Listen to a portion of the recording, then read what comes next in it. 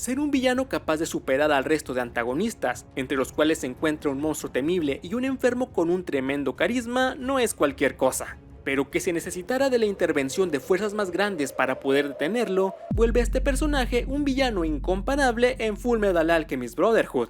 Y yo, Antonio de qué personaje de anime, vengo a contarte lo que lo vuelve tan impresionante al hablarte de la forma en que Kim Bradley brilló sin igual en los tres apartados en los que me gusta calificar la calidad de los villanos. En el primero, que es el de la personalidad, este personaje deja una sensación inigualable comparado al de los otros homúnculos e incluso a Sofía y Kimberly. Aunque es cierto que al igual que el resto de su familia homuncular, el generalísimo demuestra un sentimiento de superioridad y menosprecio hacia la humanidad. Por ejemplo, cuando habla sobre la desesperación que sintió al oír los lamentos de la pequeña Alicia durante el funeral de Miles Hughes, o cuando se burla de Lin Yao luego de haber aceptado la codicia de padre. Sin embargo, más que sentirse como muestras de orgullo por ser un homúnculo, se siente como una forma de expresar que se cree la mera riata. Y pues lo es. Cosa que es natural siendo que es el líder autoritario de una de las naciones más poderosas de su mundo, lo que hace que para él sea muy fácil despreciar las creencias de los demás, como cuando se burla de los isbalíes y de su devoción y fe en su dios. Osadía que podríamos decir que trajo consecuencias, como veremos más adelante. O también podemos hablar de cómo menosprecia los ideales nobles de Lin Yao sobre la manera correcta de gobernar y tratar a sus súbditos, considerándolos una inocente fantasía.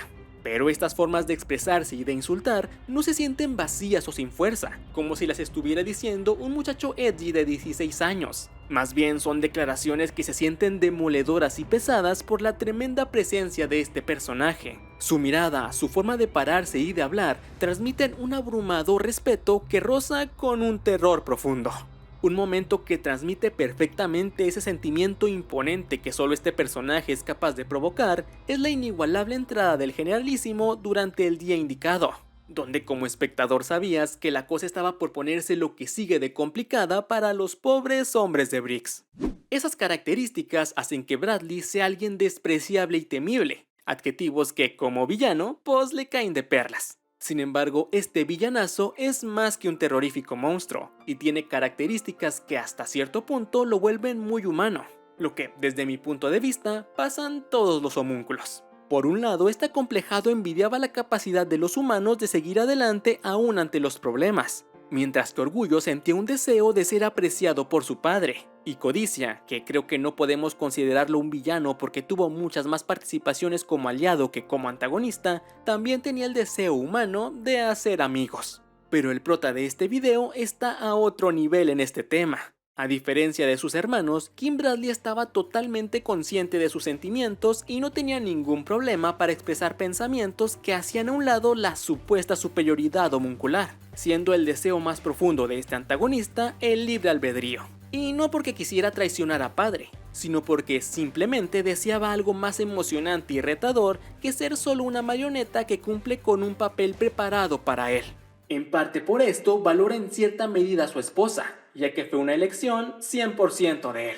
Pero sobre todo la máxima muestra de esto la vemos cuando a Orgullo se le ocurrió regañarlo por lo ineficaz que había sido en sus intentos de detener a la recién formada Alianza Antihomúnculo, donde este personajazo ni siquiera intenta ocultar que le agrada estar enfrentando a adversarios capaces, lo que después de tantos años de vida en los que todo había salido sin problemas para los homúnculos le parecía emocionante. Y no solo eso, de manera implícita también estaba diciendo que estaban siendo superados por los humanos.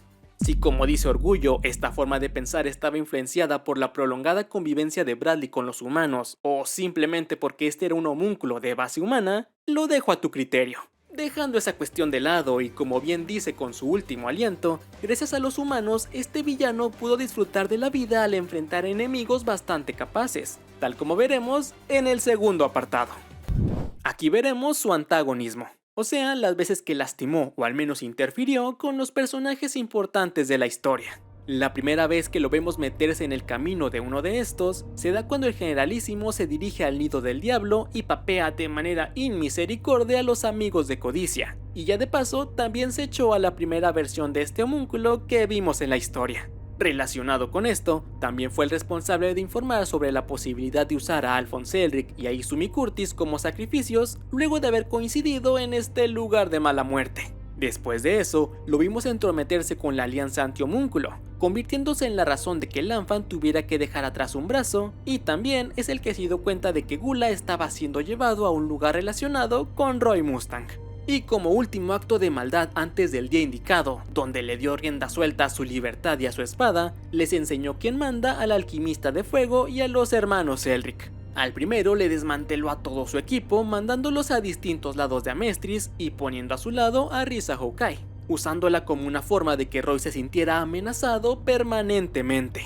Mientras que a los hermanos Elric los mantuvo a raya al mencionarles a Winry de una manera que, obviamente, no era nada amigable. Ya si tú quieres, también podemos añadir que él fue quien firmó la orden de exterminio Ishbali, aunque esa me parece justo una de las situaciones en las que Bradley se sentía como un mero títere. Estas participaciones, aunque son pocas, son extremadamente significativas para la historia y para los personajes que se le enfrentaron. Pero aún falta lo que pasó en el día indicado, en el que fue posiblemente el homúnculo más importante. Para empezar, sobrevivió de la manera más fregona posible a un intento de matarlo. Luego se la pasó viajando por no sé cuánto tiempo hasta llegar al Comando Central, haciendo de paso una de las entradas más épicas de todo el mundo del anime, listo para mandar a la fregada a todo soldado de Briggs que se le pusiera enfrente, destruyendo tanques en el camino. Y no contento con acabar con meros extras, se echó a personajes secundarios como Bucanir y Fu, ambos de una manera bastante humillante. Claro que después esto le terminaron regresando el favor, debilitándolo de gran manera, cosa que terminó causando que Bradley cambiara de escenario, donde nuevamente volvió a brillar como antagonista. Aquí el homúnculo de base humana continuaría con la racha de humillaciones, aunque en esta ocasión subiría de nivel, vapeándose al mismísimo alquimista de fuego, el verdugo de dos de los homúnculos de esta historia. Y ya para finalizar con su increíble participación durante el día indicado, fue el último obstáculo que impedía que Scar pudiera activar el círculo de transmutación inverso para contraatacar a Padre, convirtiéndose esta batalla en la última de este villanazo, dejándonos con los últimos momentos de Bradley, que le añaden aún más puntos a su calificación como villano. Esto lo digo porque este último apartado es el de derrota. Y la neta, creo que ningún otro antagonista de Brotherhood tiene un final que se le compare en grandeza. Tal vez el único que más o menos intenta alcanzarlo es el de Sobja y Kimblee, tanto por lo que se necesitó para vencerlo como por su forma de irse, cosas de las que ya hablé en un video que si quieres puedes verlo aquí. Sin embargo, el mero hecho de que se necesitara de literalmente una diosidencia para que la derrota de Bradley fuera posible, lo pone en otro maldito nivel. Tomemos en cuenta que este homúnculo no había tenido un segundo de descanso desde que sobrevivió a la caída del tren. Se echó a un friego de soldados de Briggs, tanques incluidos, aguantó vara enfrentando a ninjas y a su hermano rebelde, continuó su camino nadando aunque estaba tuerto y tenía otras heridas profundas. Sumado a todo eso, encima se enfrentó a uno de los personajes con mejores capacidades para pelear, quien además era más poderoso que nunca ahora que había decidido usar el 100% de la capacidad de la alquimia. Y aún con este enorme hándicap en contra, se necesitó de una intervención divina para poder terminar con él. O un enorme golpe de suerte si lo quieres ver así. Aunque tomando en cuenta la forma en que le faltó el respeto a la fe de Scar poco antes de esto, no tengo ningún problema en considerarla una diosidencia. La manera en la que cayó derrotado en esta pelea es tremendamente engrandecedora para él. Más si le sumamos que antes de caer, Bradley todavía se avienta una demostración más de su poderío, dándole un último ataque a su oponente. Pero lo que le da puntos de sobra para ser inalcanzable en este apartado es su manera de despedirse una vez que ya está en el suelo. Primero que nada, se burla de Lanfan, a quien orilló a deshacerse de un brazo y le quitó a su abuelito por no acabar con él y en vez de eso ponerse a juzgarlo, demostrando que aún en sus últimos suspiros seguía siendo un hijo de la fregada, a diferencia de otros villanos de FMAV, que en su final solo dieron pena.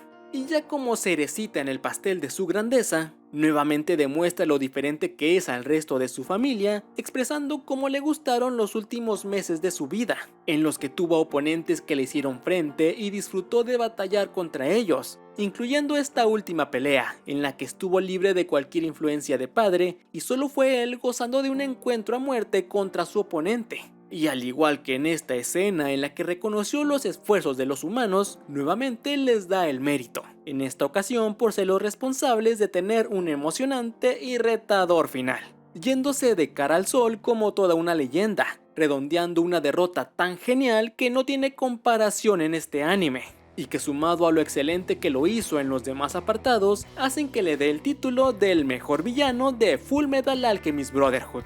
Reconocimiento que se suma al de participar en una de las mejores batallas de este anime, que puede o no ser la número 1 de esa lista. Si quieres salir de la duda, dale click a este video y descúbrelo.